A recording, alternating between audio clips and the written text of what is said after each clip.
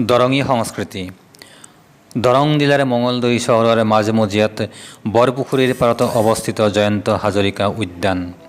এই উদ্যানত দৰঙী সংস্কৃতিৰ উৎকৃষ্ট নিদৰ্শন পোৱা যায়। দৰঙী সংস্কৃতিৰ কিছুমান স্বকীয় বৈশিষ্ট্য পোৱা যায়। ইয়াৰ ভিতৰত বৰঢুলীয়া, দেওধনী নৃত্য, শুকনানী ঢুলীয়া, ব্যাসৰ ওজা, শুকনানী ওজাপালি, নাঙেলে গীত, ঢেপাদুলীয়া, চেৰা ঢেক, পথৰুঘাটৰ ৰণ, খুলীয়া ভাৱৰীয়া, নাগাৰা নাম, ঝুমুৰ নৃত্য, খেলাই নৃত্য, মহৌহৌৰ সুন্দৰ শিল্পকলাৰ নিদৰ্শন এই জয়ন্ত হাজৰিকা উদ্যানত পোৱা যায়। ইয়াৰ উপৰিও এই উদ্যানত খেলা ধূলা আৰু শৰীৰ চৰ্চাৰ আহিলা সজোৱা আছে। বৰঢুলীয়াসকলে 10জন বা তাতকৈ বেছি ঢুলীয়া লগ লাগি একেলগে বৰঢোল বজায়। বৰঢোলটো 1 মিটাৰ দীঘল আৰু আধা মিটাৰ ব্যাসৰ হয়। এই বৰঢোল সচৰাচৰ ধৰ্মীয় উৎসৱ যেনে দেউল, মথেনী, দুৰ্গা পূজা আদি উৎসৱত বৰঢুলীয়াসকলে বজায়। দেওধনী নৃত্য। অসমৰ বহু জনজাতীয় লোকৰ মাজতে এই দেওধনী নৃত্যৰ প্ৰচলন আছে। দৰঙৰ দেওধনীসকলে মাৰৈ বা মনসা পূজাতে এই নৃত্য কৰে। ইয়াৰ উপৰিও কেঁচাইখাইটি গোসানী, সুবচনী, বুঢ়ী গোসানী, ভুৰুলো আই, দুৰ্গা, বাথৌ, ব্ৰাই পূজাত দেওধনী নৃত্যৰ প্ৰচলন আছে। শুকনানী ঢুলীয়া। ঢুলীয়া দৰং জিলাৰ এক বিশেষ সম্পদ। বিভিন্ন প্ৰকাৰৰ ঢুলীয়াৰ মাজত শুকনানী ঢুলীয়া অন্যতম। বিভিন্ন অকেজনত শুকনানী ঢুলীয়া প্ৰচলন পোৱা যায়। ব্যাসৰ ওজা বা ব্যাসৰ ওজাপালি। ব্যাসৰ ওজাপালি এক বৈষ্ণৱী সংগীত আৰু ইয়াত ৰামায়ণ মহাভাৰতৰ আখ্যানসমূহ গোৱা হয়। ওজাজনে হাত দি বানা আৰু পদ লগাই গায় আৰু নাচে।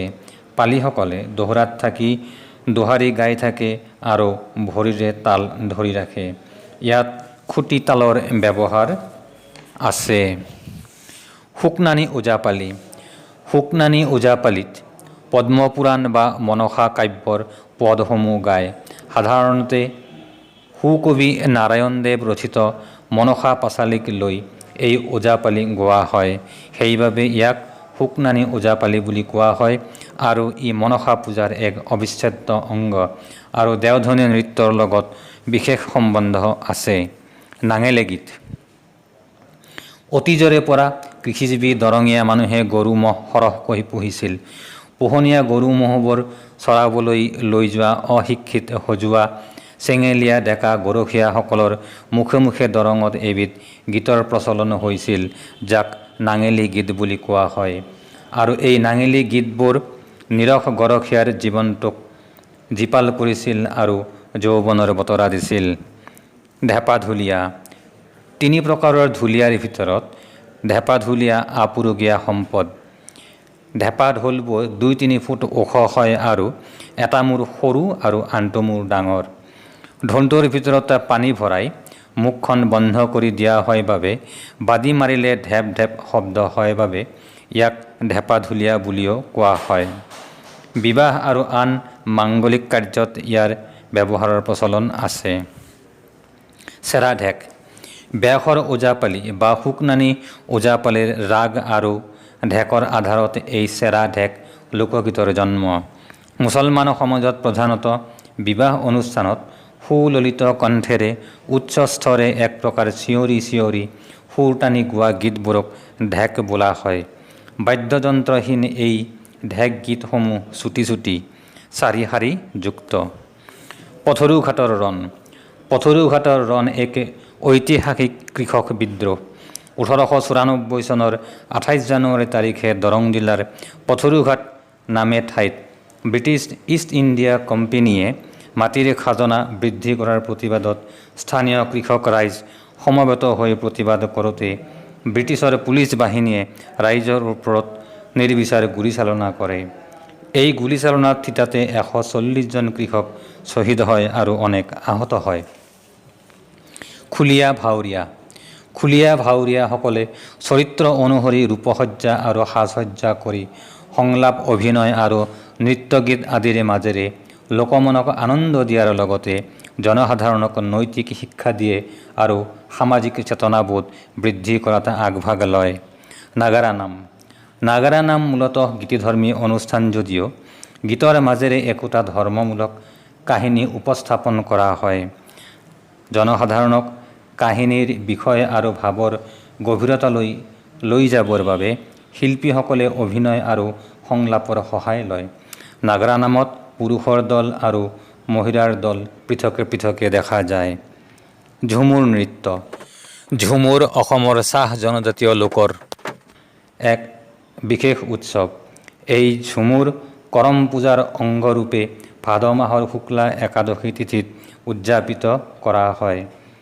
ডেকাসকলে ঢোল, মাদল, তাল, বাঁহী আদি বজাই গীত গাই নৃত্য কৰে আৰু লগতে নাচনীসকলে বিশেষ ধৰণৰ পোছাক পিন্ধি ইজনীয়ে সিজনীৰ হাতত হাত ধৰি নৃত্য কৰে।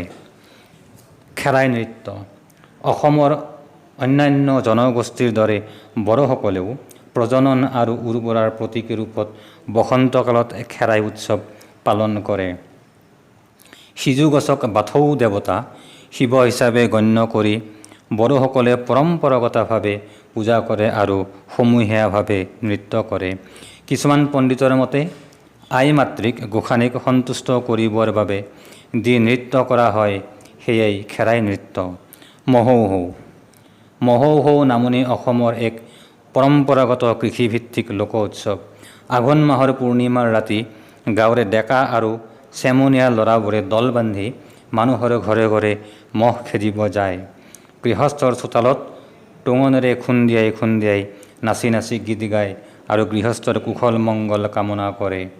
মহৌহৌ উৎসৱৰ পিছৰ পৰাই ধান কটা কাম আৰম্ভ হয়।